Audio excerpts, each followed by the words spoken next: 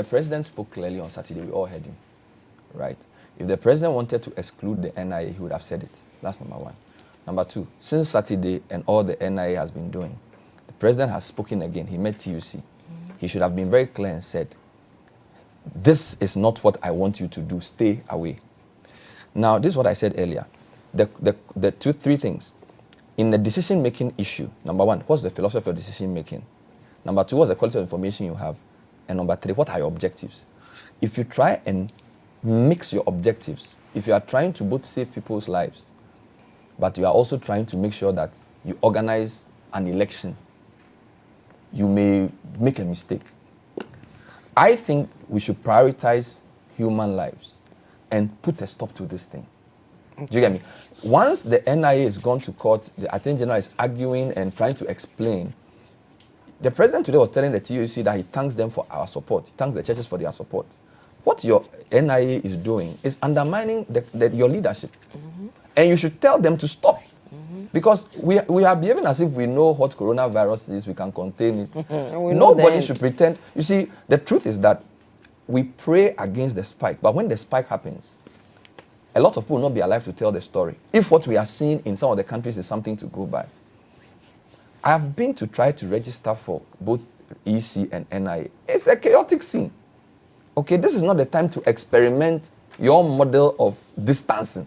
And the president has to speak clearly and tell the NIA, stop undermining what I'm doing, unless he himself supports them. Mm-hmm. Do you understand me? You have told the population that we are going to, imagine if he comes tomorrow and says, we want all of you to stay home for 3 weeks, yet NIA can continue working. Does that make sense to you? So some people even feel he may be delaying on the lockdown because of this issue. So there has to be clarity. Okay. And I don't see how you are going to do something that involves a biometric registration. They say don't touch surfaces, wash your hands, sanitize, don't touch your face. You are going to have 100 people go to a meeting point, queue, and put their hand on a device. How many times are you going to sanitize? Do you know if it's going to work? The Olympic Games have been cancelled. Yeah. The budget for Olympic Games is million times our elections. Yeah. So the objective has to be clear. I want to save as many lives as I can. I want the curve to be as flat as possible, and I want to save the economy. We can find a way of organizing national registration. It can't be a national priority under any imagination.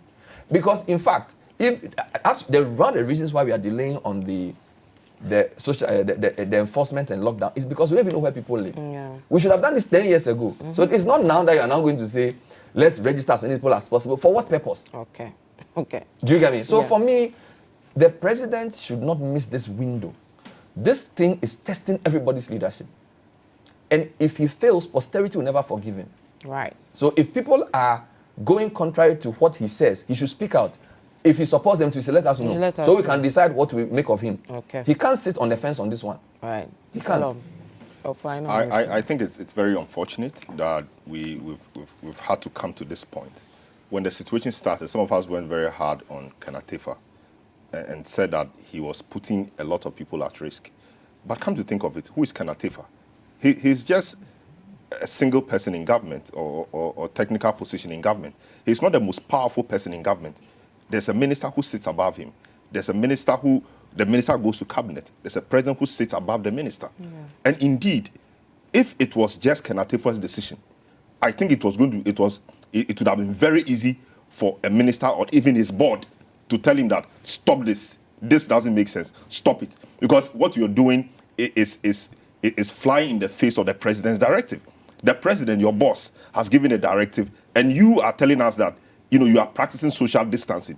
And I heard a minister or a deputy minister paid by our tax money telling us today that registration for NIA was an essential service. What kind of people are these? Was an essential service. And you see, it's only disappointing because we have a president who told us in the past that we need a leader who would think about the next generation and not the next election. Yeah. What this act is portraying is that he is thinking more about the next election than the next generation. The next generation may even die before the next election. Yeah. What is his thinking? We need to hear from him clearly that this is where we are. And you see, the Attorney General is a very key position in government. He's the principal legal advisor to government. And now the Attorney General is going to court to vacate the injunction order. You know, the injunction placed on the registration. He is going to court to argue for the judge to see sense in his argument and vacate that injunction order. What does he tell us? And he goes to court on the day that you, the president, you have told us to pray and fast. That was yesterday. So whilst the rest of the country was locked down in prayer and fasting, seeking the face of God, you have sent your Attorney General, Deputy, to go to court and force the court or compel or urge on the court to vacate an order injuncting the process. I don't get it. I don't understand. I just don't get it. So I think know something. Unless, this is very important. Yeah. You see, you have to be clear and you have to be consistent. And I'm saying to the president that coronavirus is testing everybody. Yeah. This may be the biggest test of his presidency. He should remember the things he said to us and take the right decision.